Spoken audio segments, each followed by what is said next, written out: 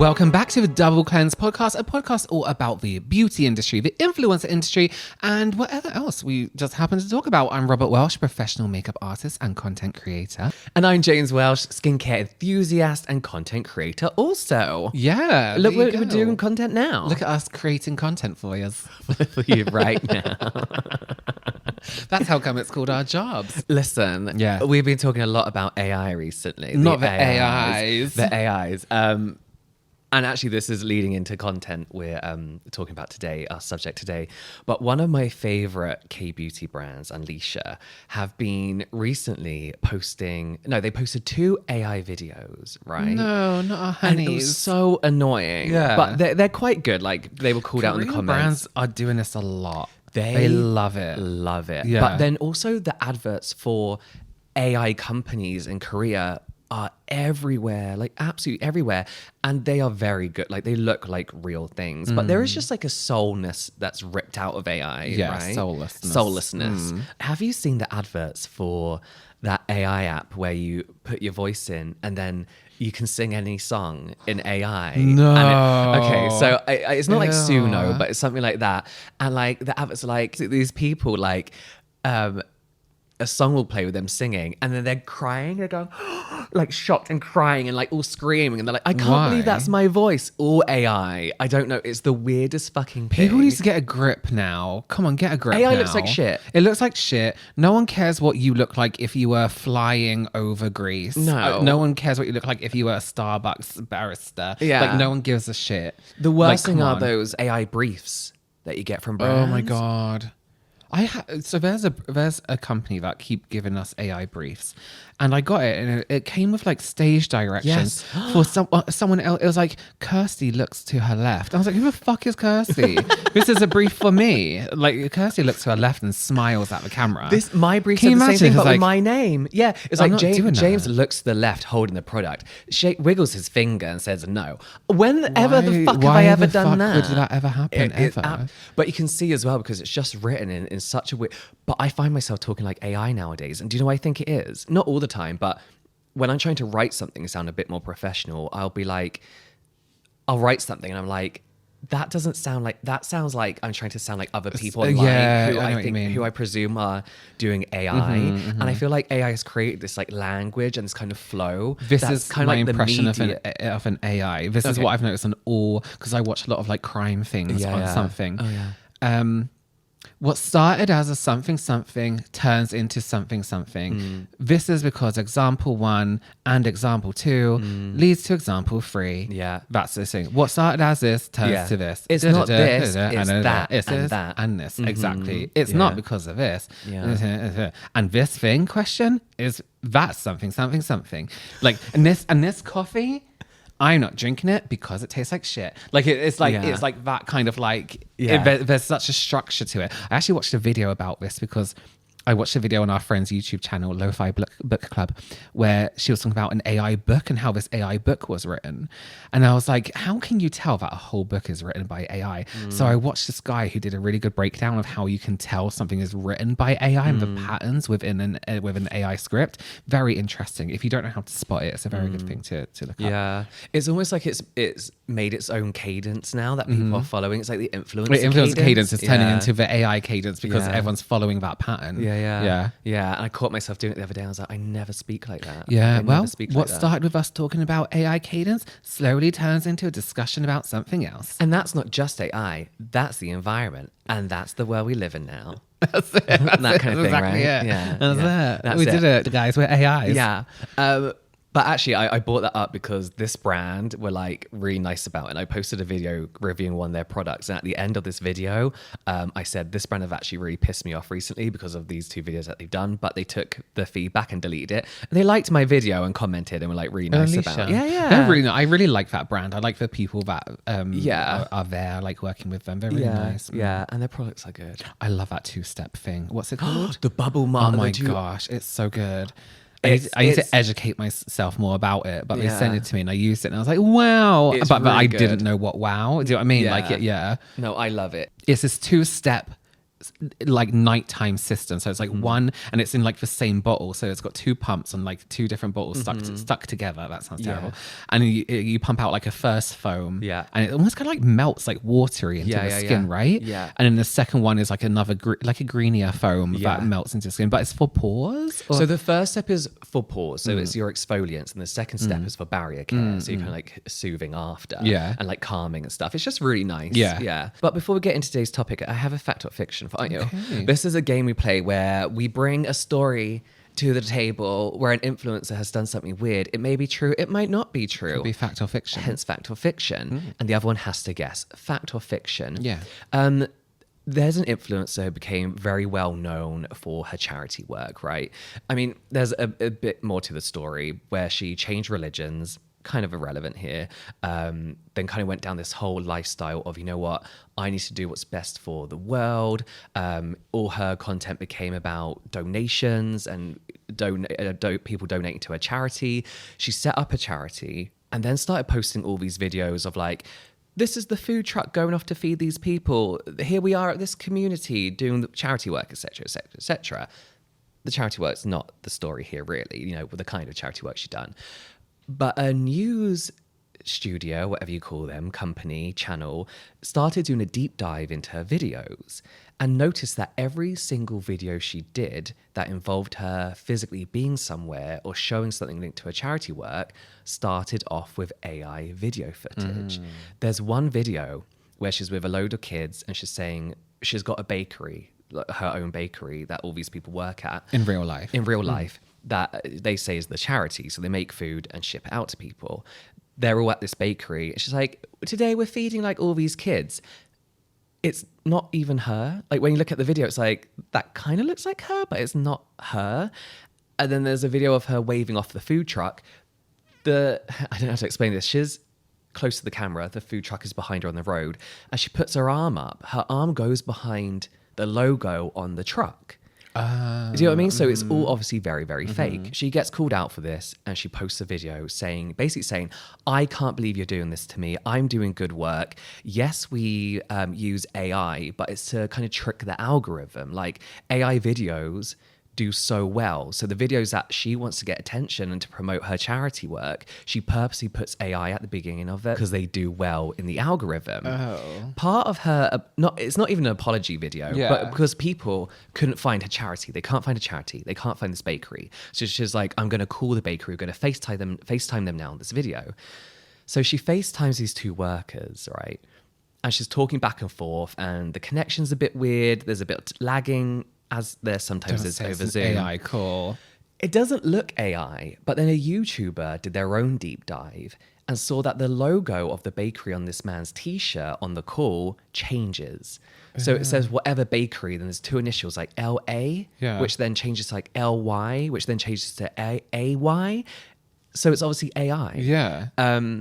She's refusing, like she's saying like that's a real call, and she's now deleted most of her social media related to her charities. People can't find her charities and all people are saying is just show us where the money just show us proof. Exactly. That's all you need to do. Yeah. And if AI really is worth it to get this charity work done, you can be forgiven. Also, don't act like you're saving the world while you're using generative AI so strongly all the time. Yes, exactly. And that's why she's always talking about the health of the world. Yeah. How healthy the world is. Yeah.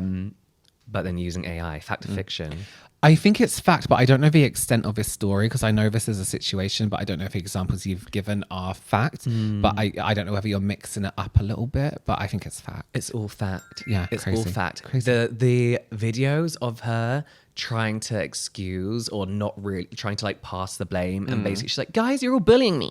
That's what the videos are. Yeah. But yeah, it's interesting because people aren't saying she's lying about doing it, but they're also like, but why do you not have real footage? And if you're a charity, I think it's really important to have some kind of track record of where the money is going as well. Well, this is the thing as well. Her company isn't registered as a charity. It's registered as something like a logistics company.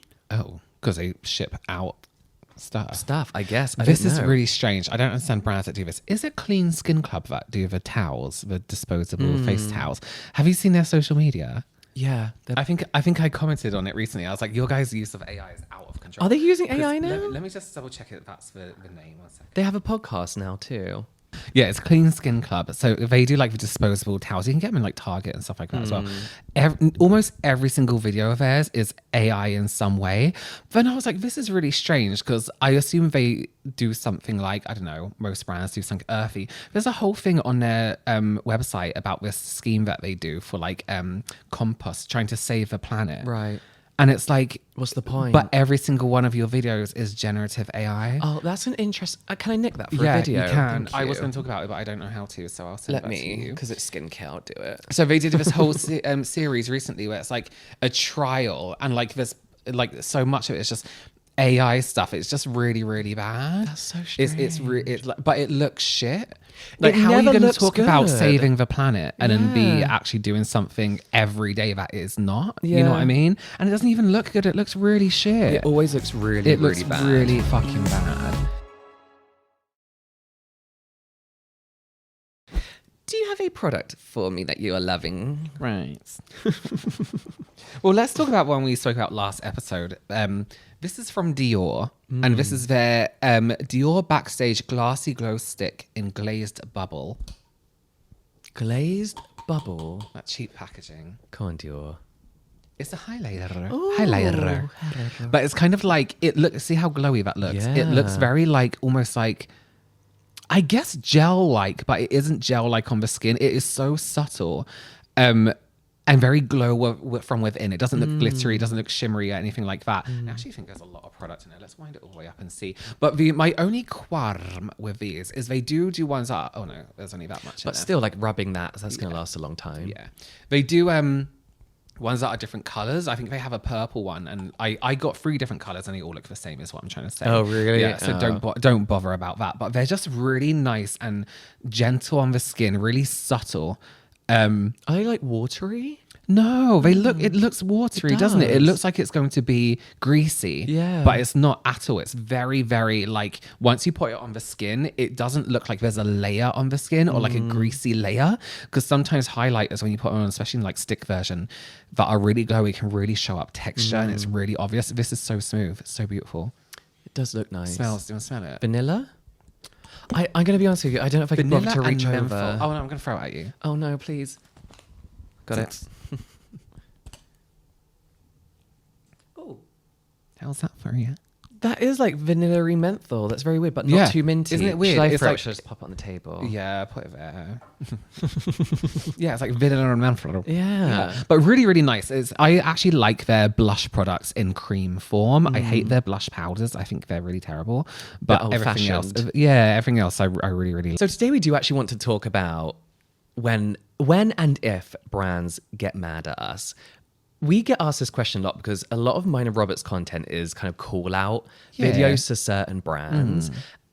In a way, not really holding them accountable, but just to make people aware of what brands are doing. Because I Right. think that's important when it comes to purchasing power and when you make your decisions about Who what you're you're going to buy. spending your money with. Who you're spending Exactly. your money with. But yes, one of probably the most asked questions I get is like, do these brands ever get angry at you? Do they send you cease and desist? Do they like take legal action? What happens when you meet them in real life? So Yeah. we thought we'd talk about that today. Let's start off by saying, first of all, do you have a memory or a situation of probably a brand that you did talk shit about that the brand actually got in touch with you about? No, Never. never. Oh. There's a brand that I talk shit about all the time who have recently asked me to be a part of their new launch campaign. Do they know? No, clearly not. Who I is said it? Emco. Oh, you're kidding. No, way. if you Google my name and Emco, one of the first videos that come up is literally titled, I hate this brand with all my soul. And the second one is, this brand's CEO is insufferable. Yeah. So But like, he's all you perfect. have to do is Google my name and why are you not first of all looking up the influencers you're choosing to Yeah. work with anyway? You should always type in someone's name followed by Your racist brand. question Yeah, mark. Yeah. Yeah. Or the brand just to see what comes up. You know what I mean? Like, do your most basic research to see who you are partnering with, who you are making, because imagine if I said yes. I was like, Yeah. yeah, I'd love to. Yeah. And then what? And they'll be like, yeah, but Robert's spoken shit about them for like years and years. Can you imagine? Yeah. But I guess that reflects more poorly on you than anything. Yeah, well, the yeah, brand of course, don't care. It was just very, very strange. I find it a little bit. But then it's obviously there's that distance between the brand and their PR agency or whoever. But I've never had a brand reach out to me and be like, you can't do this. You can't, you're ruining this for me. Yeah. You know what I mean? Have you? No, it's always been very positive, not positive, but very fair. Yeah. I think that's because whilst we may use bad language and we may say certain things about it, and I think we're quite good at being factual, but then being like, and by the way, I fucking hate them. Do you know what I mean? Yeah. Like, we're quite good. Yeah. But it's always been quite balanced and fair. Yeah. I had Mario Badescu. I did a video talking about why I don't like their products. Yeah. They're a bit outdated. The whole apothecary, the steroid scandal. It was just like a bit of a deep dive into the brand. They actually invited me to go and look around their labs. And you're like, no, thank you. I already know how to add colour to water. Yeah, I already know how to make flavoured water. Thank you very much. I just didn't reply. It was very nice of them, but I also just didn't reply. That is nice. See, that's kind of nice. So it's like, you may, might not know everything about our brand. Would you be interested in coming and seeing what we do here? Yeah, obviously brands like the Inky List, who I did a whole video about, who I've worked with since. Like, the founders are lovely. It's okay to be balanced, and I think it's fine. I think if you're a brand owner, founder, or marketing team who can't handle an influencer saying one thing, or you shouldn't have a brand. You shouldn't have a brand, or like questioning the marketing side of things. Then So what? Don't do it. Don't do it. The only time I think a brand may have reached out to me, but I don't know because they deleted their message before I could read it, was Juvia's Place. Oh. So they had a bit of a scandal, one of many, a while back, where they posted a video and one of the girls in the video used like this slur against Asian people in the video, but they posted it up. It was an ad. So I commented, I was like, I'm so disappointed. As somebody who has worked with you before, because I worked with him, I know your process when it comes to approving adverts. I send you the video, that's how it works. You send the video, they approve it, they watch it, you make changes. So I'm really disappointed that this made it onto your page. They did delete the video, but a message came into my inbox from the brand, and they're known a little bit for being a bit sassy with their messages. Yeah, they can't really take shit. Yeah, I never opened it, but it was deleted before I could open it, and now I wish I had opened that message and screenshot it. Yeah, that brand has never sat right with me. I think I know they have a bit of a back history. There's a lot of history with them that just doesn't sit right with me. So have you ever... No, factually we have. Another question I get asked, sorry, I should say, is like, but what about like you have close friendships with like brand founders and stuff and brands, and like what happens if you really hate one of their new launches? I always say, if my own mum had a brand and I didn't like a product, I would tell her. Yeah, because it's really you're not doing that. them a favor. Yeah. It's not like if you have a brand, if we had a brand and everyone we sent it to was like, this is the best, guys, love you guys, I'll be like, can you stop lying to me? I'm like, there has to be an issue somewhere. I've made something as well as we can make it in our eyes, but it is good to have those people, especially the people who have worked in the industry for a long time, who know what they're talking about, say something and be like, actually, this could be tweaked. This could be, I wouldn't use this usually. You know what I mean? It's nice to have that feedback. You'll be doing us a favor. So when I feel like you say everything from one brand is really, really good and everything is perfect, I feel like you're doing a bit of a disservice. I think there's only 2 brands I think make everything perfect, and that's, I could name like 4. Yeah. But yeah, I think...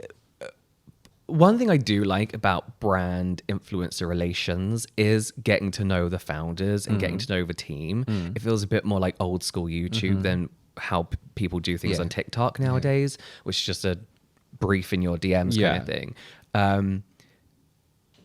But I actually think meeting those people somehow makes it easier to be ultra truthful about the products anyway, because you know they're not gonna be personally upset by it, because you know the type of person they are. Like, you know they're not going to care so much really if you don't like that product, because there's going to be 100 other people who love it. Exactly. So I don't think it's like your opinion isn't the be all and end all, kind of thing. And I feel like, if somebody does have a negative opinion of your brand and you feel like, oh no, I can prove them wrong, then they can always reach out to you and be like, can we send you stuff? Can we give you more information on this? This is what I find that a lot of brands don't do. They don't give enough information on everything, especially products. Yeah. They always like send like a little thing of like, Oh, so it's like, this contains niacinamide, vitamin C, squalene. It's like, yeah, but like what? But what? But why? Why now? Yeah. What? You know what I mean? Do you know what this is? This is, I mentioned this in a video the other day. There's a huge disconnect between the people who actually make the products and the marketing team nowadays. Yeah, there to the point where is. like the science gets lost in between. Yeah. So like you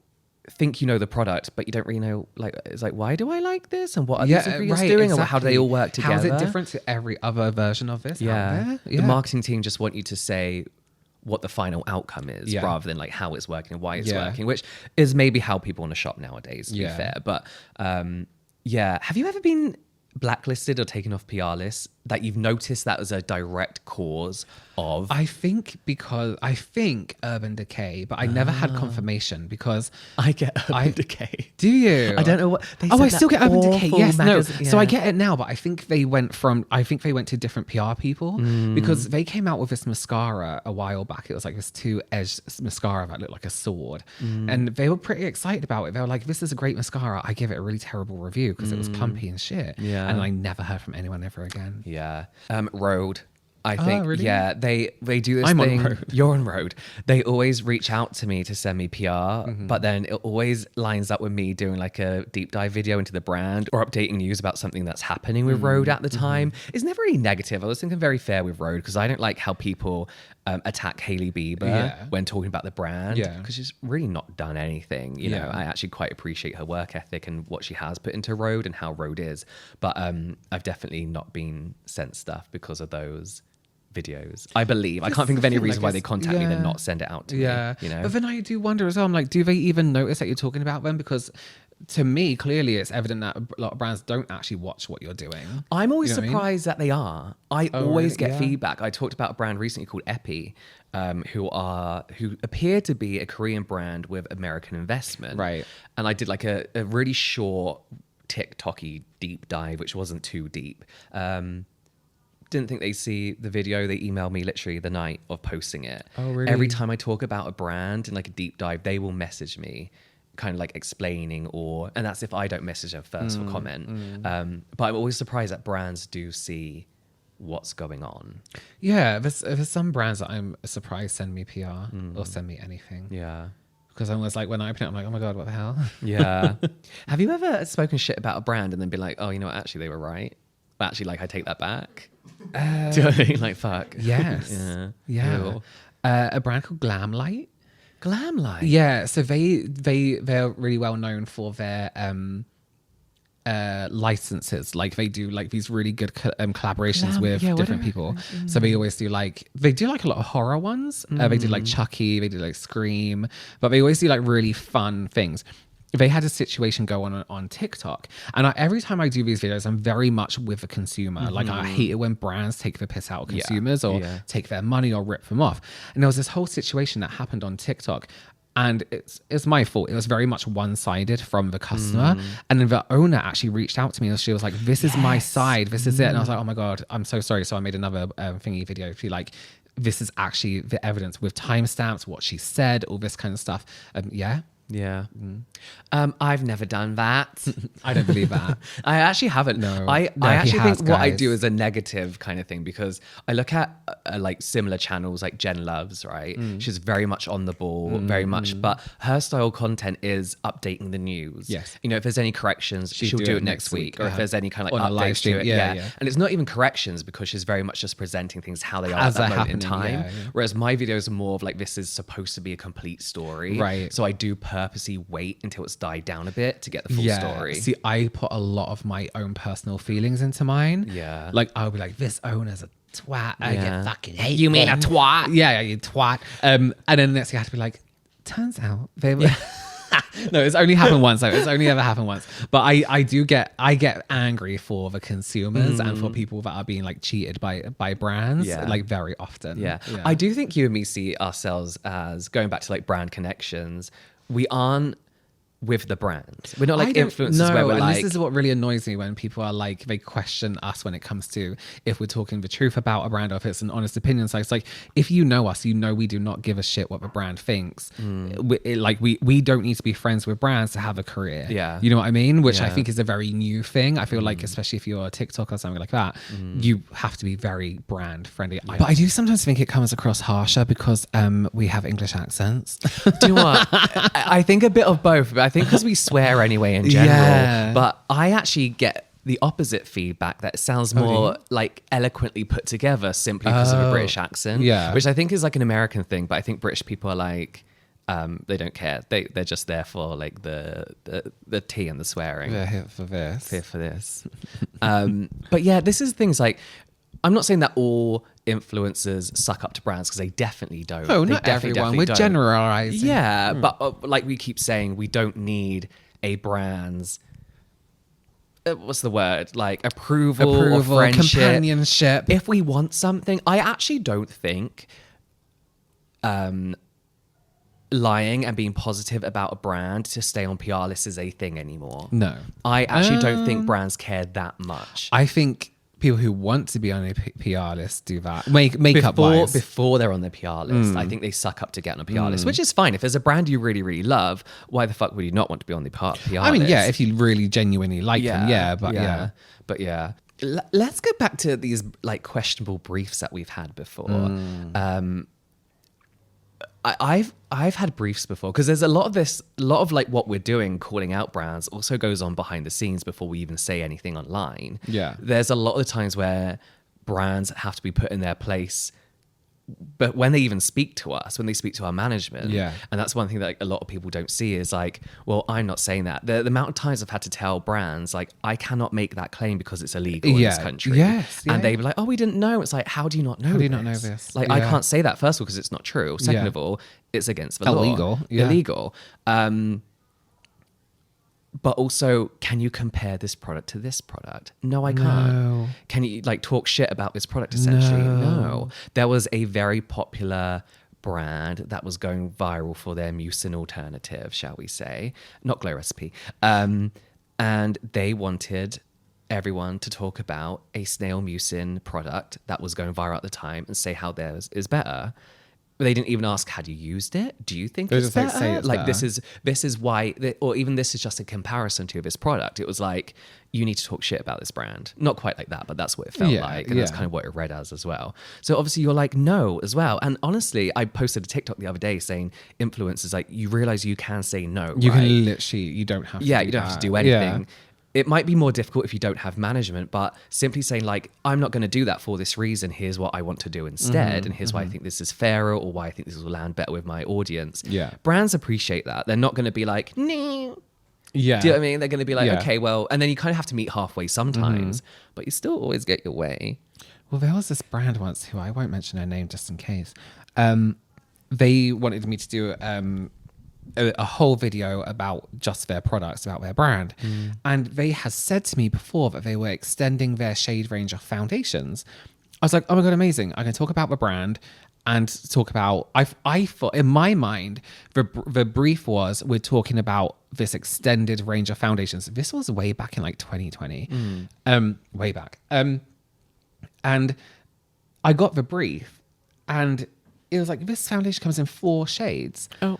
And I said to my manager at the time, I was like, can we double check that? Because are we not meant to be, is this whole thing not about the extended shade range? And she got back she asked them and they were like, extended shade range? And I was like, no. No, I was like, you approached me because of the extended shade range that we were promoting. No, we're not. What the fuck?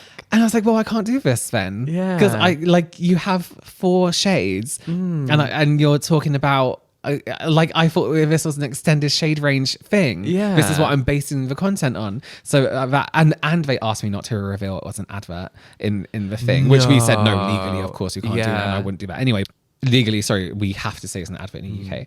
And I was just so confused. I was like, so did you approach me and be like, you know, oh, maybe we'll just save as an extended shade range. reel But when them it in. came back to it, gaslight me. Yeah. Extended shade range. Why did you make that I've up? never heard of extended shade range before. Like why did you make things up and then expect me not to question it? Because I thought that was the main purpose of this video. Yeah. And it wasn't. I've had a brand ask me not to hide that it was ad, but put ad at the end. No. And I was like, no, it has to go at the front. Yeah. Like, why does it matter? It doesn't fucking matter. You can put No. advert at the start. You Yeah. can put hashtag ad. You can just put ad. You can put a.d. Yeah. Whatever you know.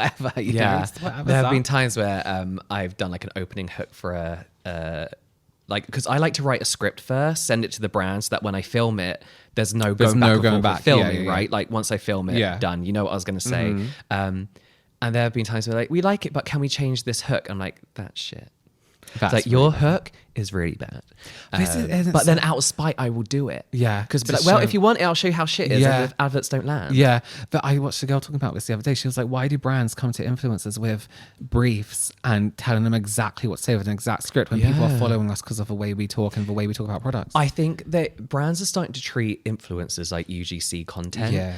They just want something that they get a boosting And code for. a lot of them want UGC. What's that? A lot of them want UGC. A lot of them want UGC. us But now. so for those who don't know, boosted content is you can post a video, sponsored or non-sponsored, and a brand can boost it as an advert. So say I reviewed that give them a Dior lip code. thing. Yeah. You can give them a code, they can advertise it. It then labels itself as ad paid partnership. But then that's also part of an agreement that you have with a brand. They'll be like, we're paying you for this advert, declare it as an advert, but we also want to boost it for 60 days. So there's an extra fee for that kind of thing. So I feel like that's UGC in a kind of way. Like, let's just get an is. advert. It Yeah. doesn't matter how many And then views it promote that, gets. yeah. We just want to promote it, Yeah. send that out into the algorithm. That happened to me once when one of my favorite brands ever, I made like organic content. Organic is when it's not sponsored or pushed or they haven't asked you to do it, which is most of the time. And in the beginning, I'm like, this isn't an advert. And they're like, can we promote it? I was like, yeah. And then I totally forgot that in the beginning of that thing. I said, this isn't an advert. And then paid it comes out, promotion, paid promotion. I was like, fuck's sake. Yeah. So I did it again with him, but I cut out a bit. I was like, can I please just send you the raw file and cut out a bit? And like so you it's can not an use ad. it. Yeah. I do feel though like negative reviews though are very different nowadays. I think because of the sheer amount of influencers and people getting product and then buying their product as well without them having to send it out as PR. I don't think a negative review quite lands for a brand the way it used to. I think it probably used to be so much more of a bigger Like deal. earth shattering. And you know why? Because I think that, like you said, there wasn't as many influencers. So like if one of the top at the time only influencers that existed, or you know, like one of the ones with millions and millions, if they had said anything really bad, then it would be like a little bit devastating. Yeah. But now there's so many different opinions from so many people. It seems fairer almost. It seems like, okay, it's a bit more of a broader kind of like view on the product. Yeah. And I also think that's why like videos that used to perform well for me were like, shittest products I use this month kind of thing. And now it's more so, this is the truth behind the brand. Because I think people are, the only negative reviews that land and the brands I think get involved with is when you call out their integrity as a brand. Right. Less so about a product. Right. For example, like, is this brand lying about what this product can do? Then they get involved a bit more, I've noticed. Yeah. Yeah. It's true. Yeah. But it's always puzzy. Always positive vibes. Yeah, it's never like a horrible thing. Yeah.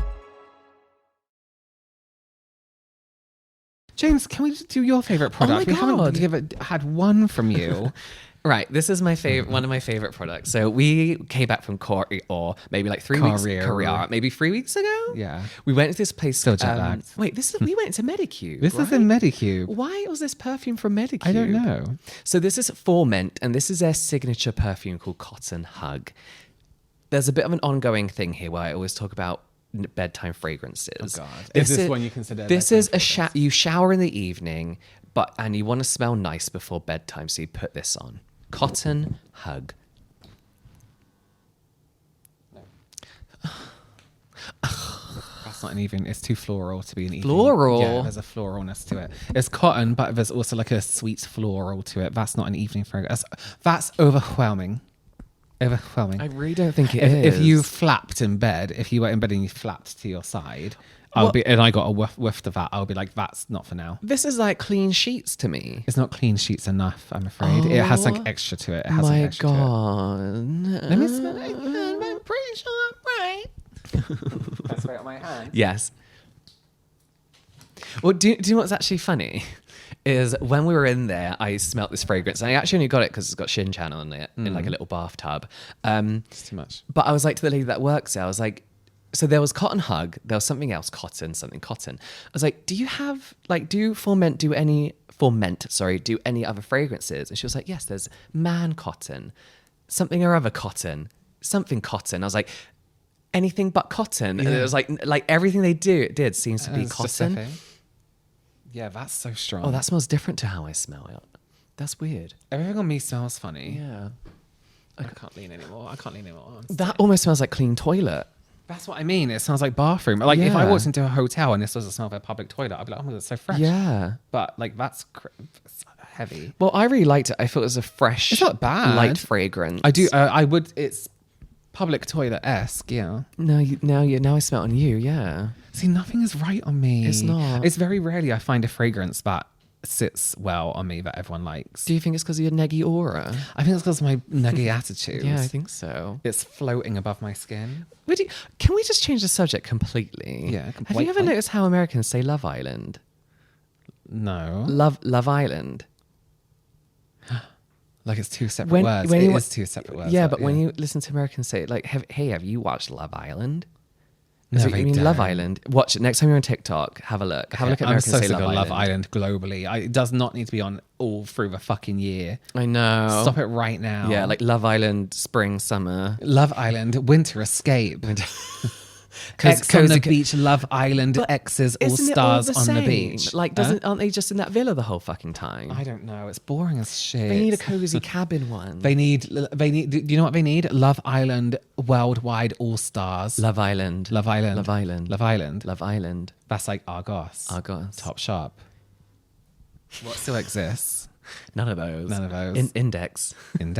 Woolworths. Shall we wrap up? Yeah. Oh God, I can smell this thing on my wrist now. I just want to wash it off, to be honest with you, James. Let's finish off on a yeah, I know, I'm sorry. On a posy. What would you say is the best interaction you've had with a brand where your negative reviews has landed positively with them? Like, do you get that feedback? No. All right, never mind. Actually, don't worry about it, to be honest. Because no. You?